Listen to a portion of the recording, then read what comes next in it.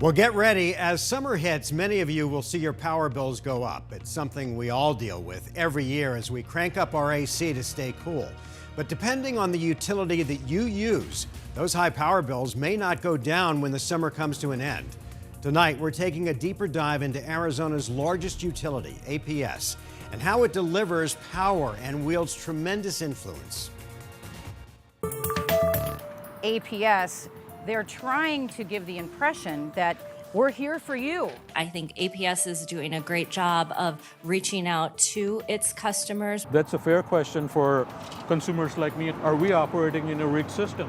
We're very proud of the work that we do. Our customers have choices, and we are able to do that intentionally. Far too many people, unfortunately, continue to struggle to pay their bills. Our code of ethics came to us at a time where our commission was experiencing some real corruption. This board is indeed above reproach.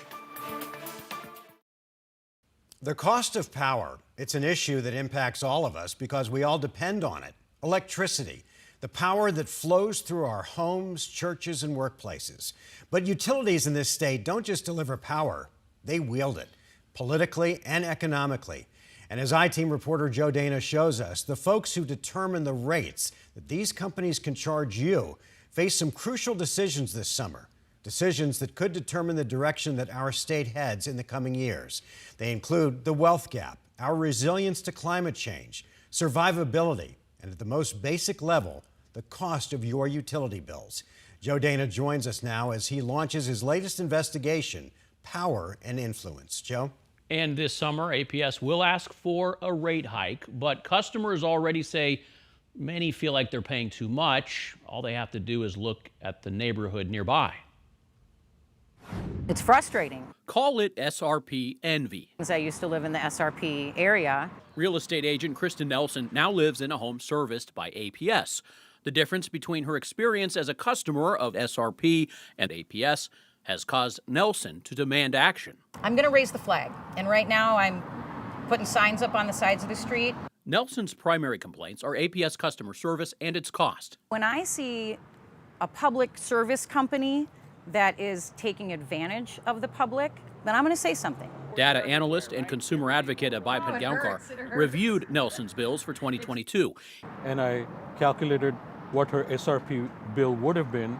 He concluded Nelson spent about $1,100 more under APS than if she had used the same power under SRP, a 37% difference. In the summer, I'm spending $700. That's half of my mortgage. That's ridiculous. Nelson, a high-energy user, provides a stark example of SRP envy. Overall, APS customers paid an average of 24% more per kilowatt hour compared to SRP customers last year. Nationally, APS rates were higher than the average in 36 states. However, its residential rates alone are 8% below the national average. There's another problem for Nelson. I don't trust APS. Although the utility notified Nelson in November a different rate plan could reduce her costs roughly 15% without her family needing to change their usage habits, she declined, saying she's tried alternative APS rate plans in the past. I feel that when I try their different tier programs that it's a gimmick. Moving into this summer, as APS requests another rate case, Nelson has signed up to be an intervener. She's demanding closer scrutiny of APS, a company that voluntarily spends about $400 million a year in dividends to its shareholders, and millions more on sports sponsorships, political contributions, charities, and advertising. They're trying to give the impression that we're here for you.